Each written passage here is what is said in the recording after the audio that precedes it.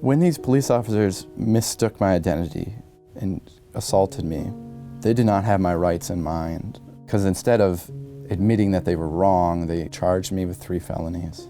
911 emergency. Oh my God, they're pounding him in the head. They're gonna kill this man.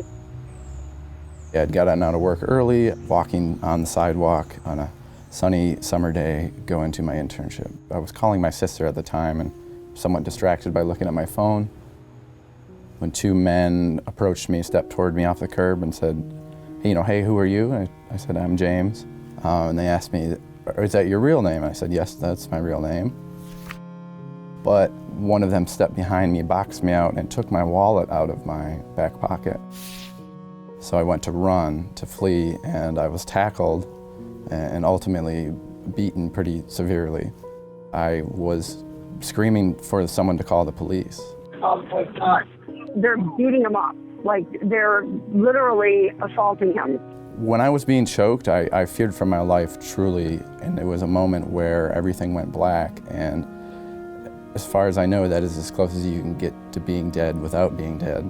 The police came, and then that was when I realized that they weren't muggers, but they were just a police detective and an FBI agent. In this case, the officers were looking for a fugitive with an extremely broad description. James looked absolutely nothing like the photograph the officers had of the fugitive whom they were looking for. Do you have any weapons on you at all? No, sir, I thought they were trying to mug me.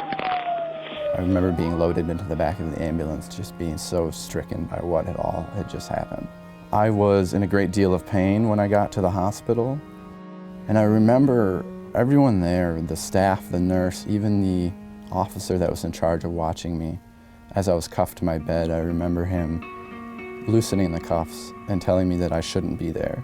I went directly from the hospital to the jail cell, where I was, stripped of my clothing, given a jumpsuit, given a mug shot.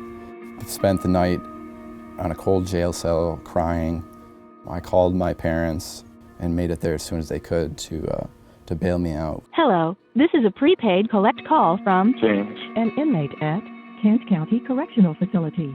Hello. Hey. We're getting Screwed. I'm going to prison, I think. No, I don't think that. We're going to get a bondsman and get you out of there. It's $50,000. I know. This is bad. This is really bad. After I was released from jail, much to my surprise, the police officers charged me with 3 violent felonies. And I had to go to trial 6 months later. I spent that whole 6 months probably the most scared and the most stressed I've ever been in my entire life, having no idea if I'm going to spend the next 10 years of my life in prison for something that I didn't do. I remember my attorneys telling me, most people don't win against the government, and we know that you did nothing wrong, but if they offer you a plea, you should consider taking it. And they did, and I said no. I said, no, I didn't do anything wrong. What happened to James is not an isolated incident. Typically, people just don't hear about them for any number of reasons. In a situation like James's, where a prosecutor brings several serious felony charges against someone, they'll typically take a plea deal to avoid going to trial and potentially spending decades in prison. And once they do that, their ability to go after the officers or hold them accountable for violating the Constitution basically evaporates. When the jury came back, they unanimously acquitted me of all charges. I cried, my family ran towards me. And I remember as I was walking out of the courtroom, one of the jurors ran up to me and she gave me a hug and she said, I'm so thankful. She said, I knew the whole time that you did not belong there and these men did terrible things to you. This case illustrates the lack of accountability that takes place when a police officer or an FBI agent violates someone's constitutional rights. One of the main ways that the government avoids accountability for violating the Constitution is through a doctrine that's called qualified immunity. And it says that a government actor is allowed to violate your constitutional rights. You can't do anything about it unless a court has already decided that the actor's specific actions are in fact a constitutional violation.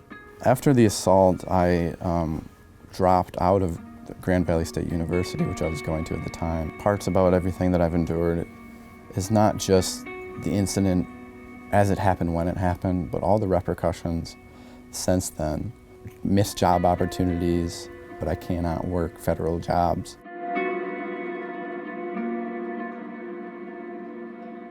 For the United States Supreme Court to make things right in James's case and more broadly in constitutional litigation, it needs to revisit this concept of qualified immunity and take a more engaged role in evaluating how difficult it is for plaintiffs to bring lawsuits against government officials who violate the Constitution.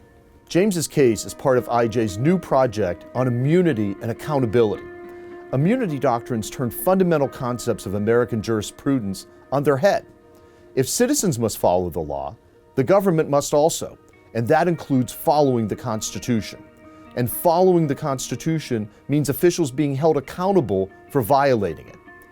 The Institute for Justice represents James to ensure that law enforcement officers can't operate above the law and free from the Constitution they were sworn to uphold. A victory for James will set an important precedent through which members of all state and federal joint task forces will be held to account for their actions. They were out of control pounding him. If the United States Supreme Court takes this case and hears it, and it is in our favor, as I firmly believe it should be, I hope that it changes things for the better. I hope that there is accountability for these officers and for the other departments that do this kind of thing and get away with it.